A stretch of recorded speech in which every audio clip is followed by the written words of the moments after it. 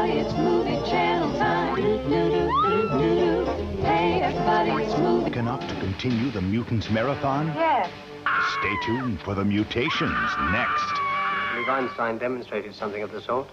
Hi, this is Joe Bob, and I want to welcome you to the Joe Bob Briggs Drive-In Theater here on the Movie Channel. Thank you.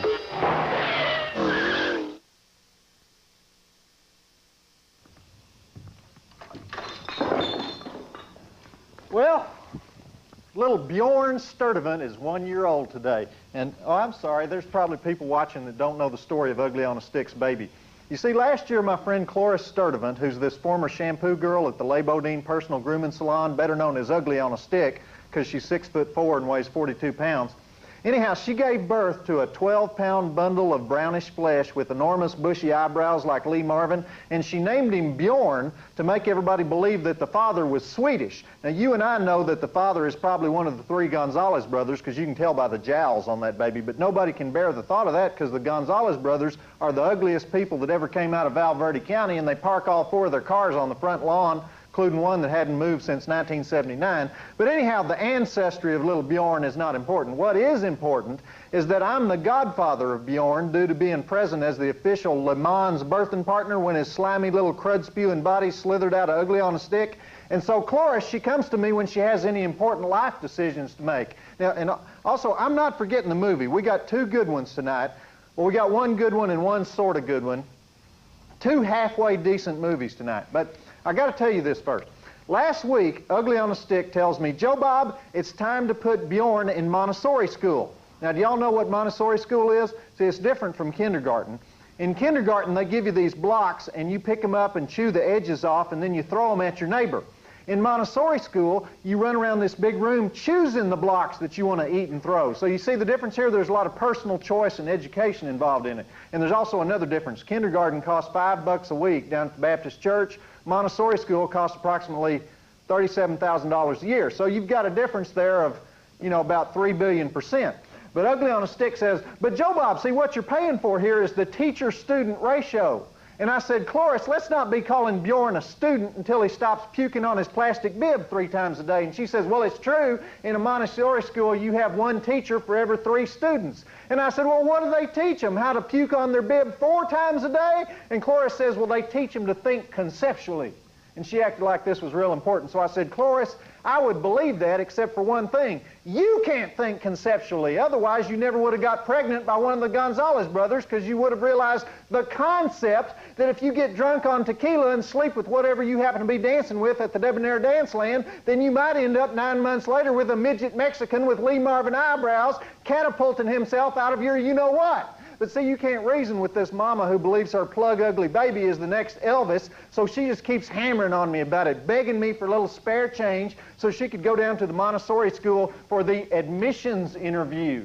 I'm not kidding. They were going to interview the midget. She explained it to me. They said, they want to know what his personality is like.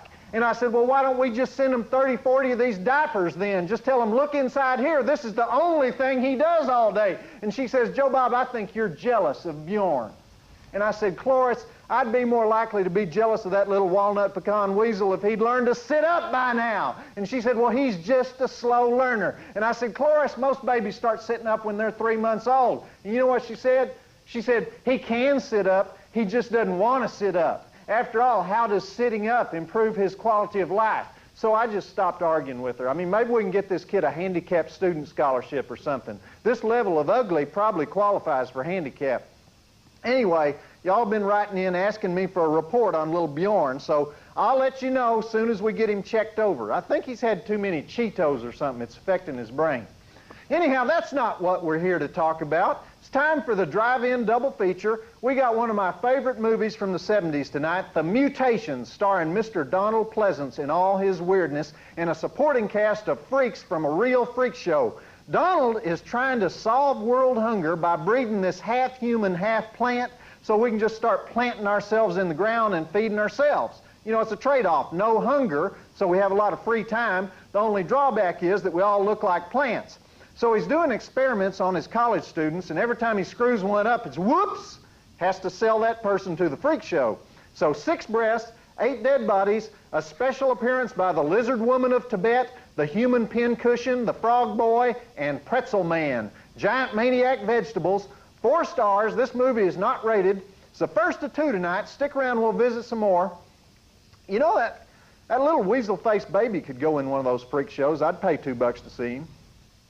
In that movie, well, there's several, like when the freaks throw knives into that guy's body and he gets torn limb from limb by rabid German shepherds. But the one I was thinking about was when Tony goes back to his girlfriend's apartment, but he's become a giant vegetable in the meantime. In the next scene, the girlfriend is having trouble adjusting to that relationship. Great movie. Too much talking in it, but still a great movie. Okay, next week we've got 2 great ones. Miles O'Keefe in Cartel. Remember the Tarzan that Bo Derek wouldn't let him talk? Well, he's learned to talk now, and he's becoming a drive-in superstar. Miles is framed for a drug deal and put in prison. Then he has to break out, fly to L.A., waste some mafia goons, and sneak back in prison. I think it's based on a true story.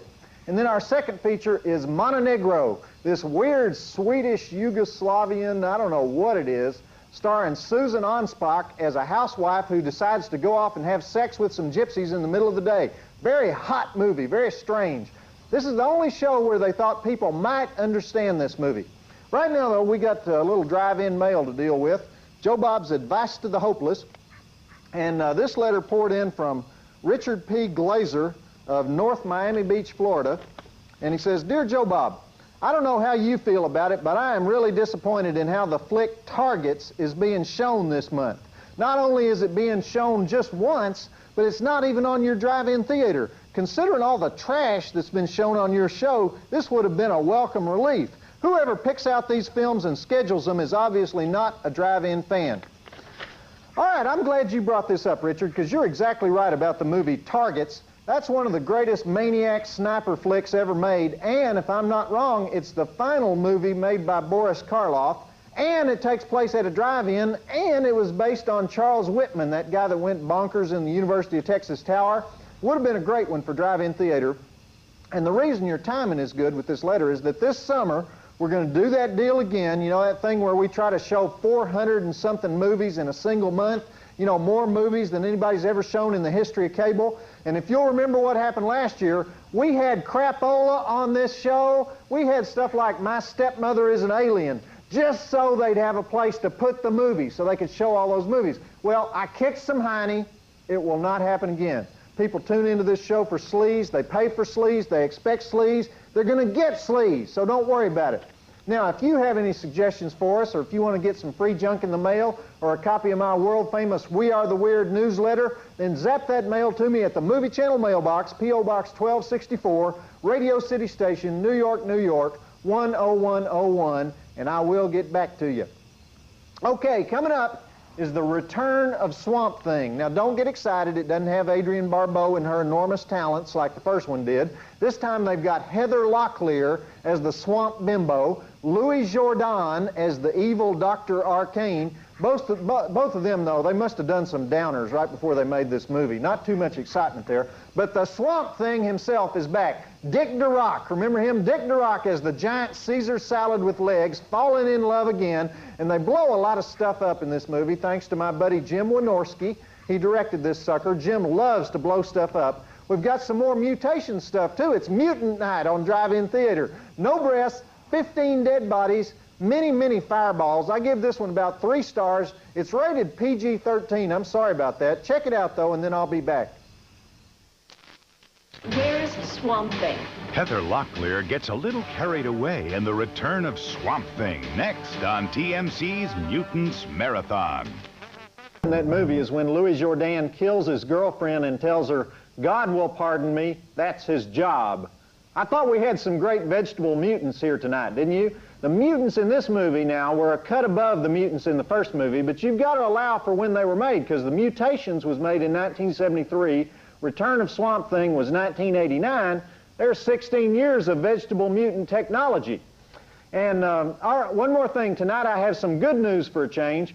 The double-screen Skyview Drive-In in Carmichaels, Pennsylvania has staged an impressive comeback, and is now open all 7 nights a week under this new owner, Mr. Sorrel Nast of Pittsburgh. The Skyview is doing its best business in years and drawing from all over southwestern Pennsylvania, parts of West Virginia. I got the word from Carl Plichta of Uniontown, Pennsylvania, who reminds us that with eternal vigilance, you can keep the drive-in alive in your town too. So that's it.